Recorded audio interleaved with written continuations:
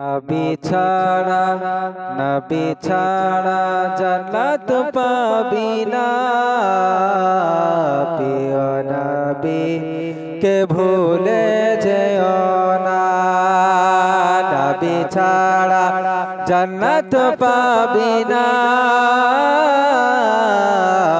প্রিয় নবী কে ভুলে যেও না। নবী ছাড়া জান্নাত পাবি না।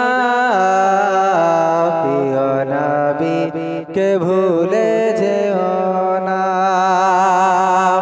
আল্লাহ তাআলা বলেন কোরআনে,